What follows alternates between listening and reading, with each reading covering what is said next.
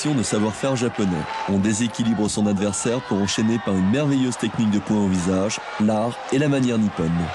Les pays de l'Ouest, comme la France, l'Italie ou l'Espagne, ou même l'Angleterre, pourraient avoir un karaté beaucoup plus fin, plus technique. Alors que les pays de l'Est, qui arrivent sur le circuit maintenant, ont un karaté beaucoup plus physique, plus combatif. Mais au fur et à mesure maintenant des compétitions, ces deux blocs se nivellent. Voici à nouveau des techniques à répétition, cette fois-ci féminines. Une fois, deux fois, trois fois,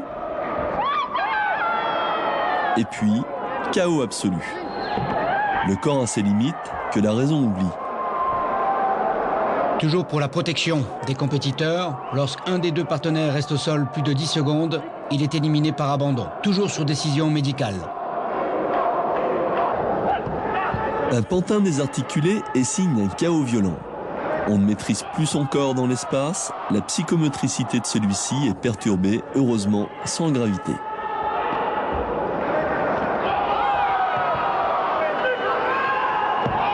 Pour que la technique en compétition soit comptabilisée, le compétiteur doit montrer une attitude parfaite dans sa technicité.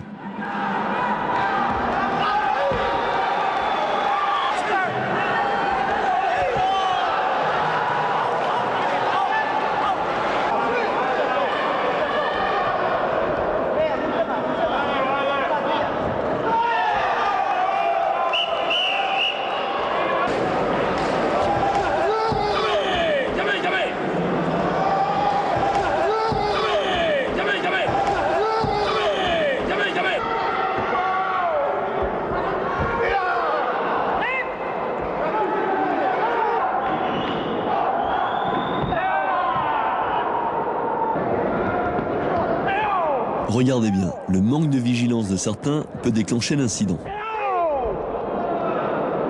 Rares sont les chaos respiratoires. L'adversaire est contré dans son expiration au plexus afin de couper la respiration. Si le doute est permis dans d'autres circonstances, ici ce n'est pas du cinéma. Parfois, le karaté est extrême. Les limites du contrôle deviennent floues au détriment de certains.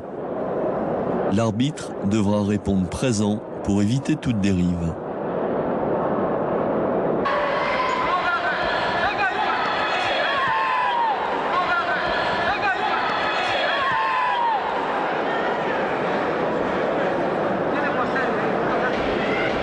La victoire est à celui qui entreprend, à celui qui désire et celui qui a la volonté d'aller jusqu'au bout.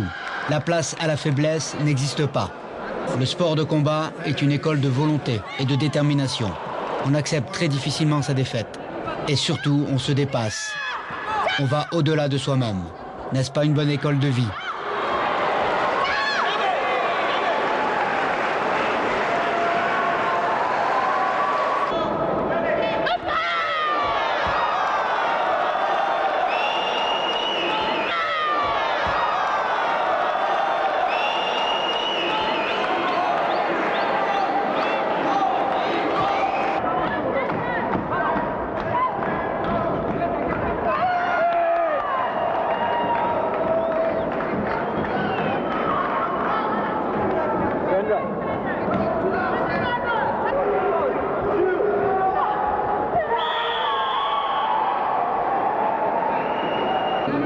En principe, la taille des combattants n'est pas un handicap, mais à niveau égal, elle devient un avantage non négligeable.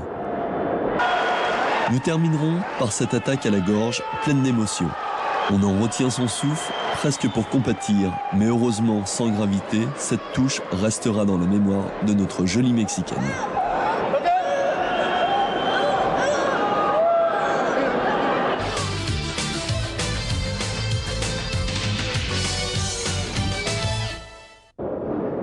Deuxième partie de ce film consacré au chaos, cette fois-ci avec les jambes.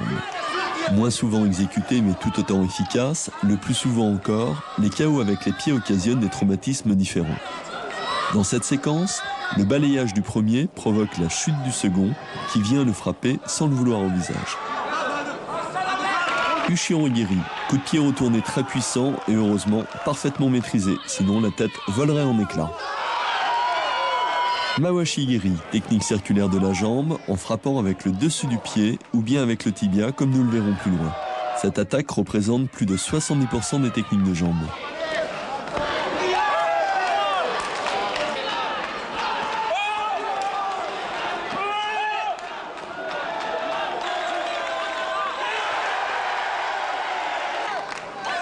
Ushiro Giri à nouveau, occasionnant un chaos respiratoire.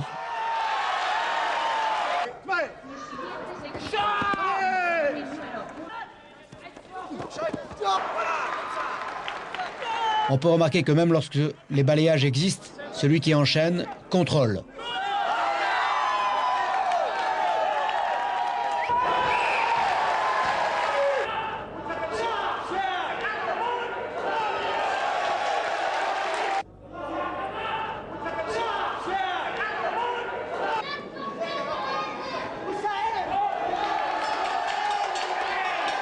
Sur les chocs en coup de pied, la mâchoire est la plus sollicitée.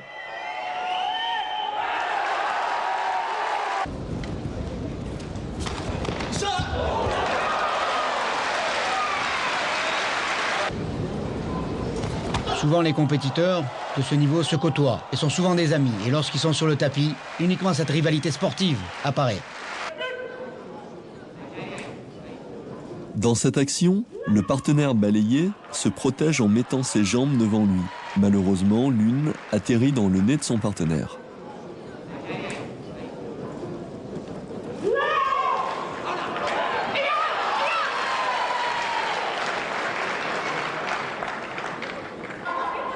Sur Mawashigiri, coup de pied circulaire, le risque est de se faire toucher aux yeux lors de l'attaque avec les orteils.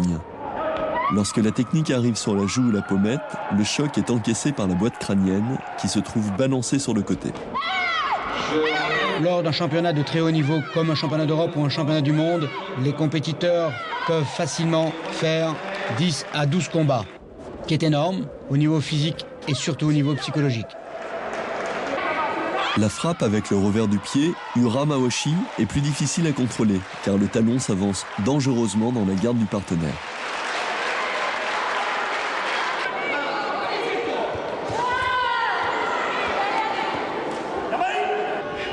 À nouveau, sur Mawashigiri, lorsque la technique est trop courte, le pied vient frôler le nez. Sur cette tentative de balayage, l'un des combattants profite de ce déséquilibre pour positionner la tête de son partenaire dans l'axe du coup de pied circulaire. Ce dernier arrive donc de face au lieu d'arriver sur le côté.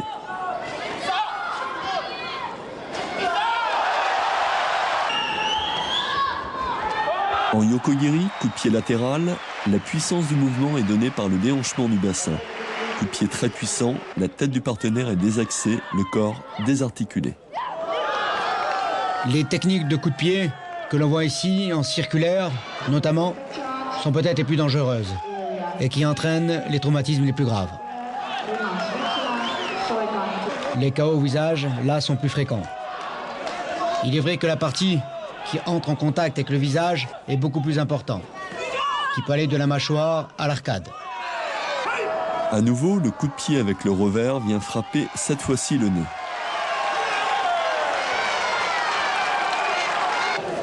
L'amplitude liée à l'utilisation du coup de pied circulaire de la jambe arrière permet d'avoir une accélération conséquente, gage d'une grande puissance.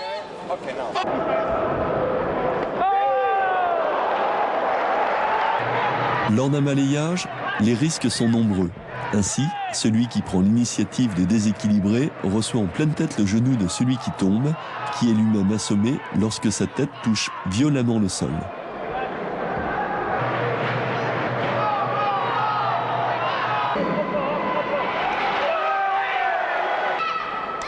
Décidément, les Japonais ont du style. Tentative réussie, accrochage, balayage, suivi d'un point marqué au sol. L'intérêt du coup de pied doublé est de faire baisser la garde de son partenaire pour passer au-dessus.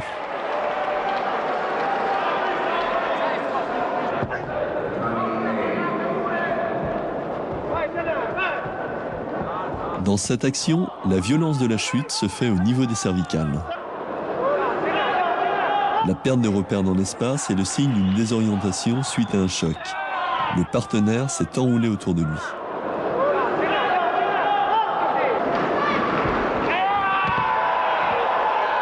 Les séquences qui suivent sont très spectaculaires. 2 KO sur Mawashigiri, coup de pied circulaire. Le premier, s'il est fort dans son contact, n'atteint pas l'intensité du second.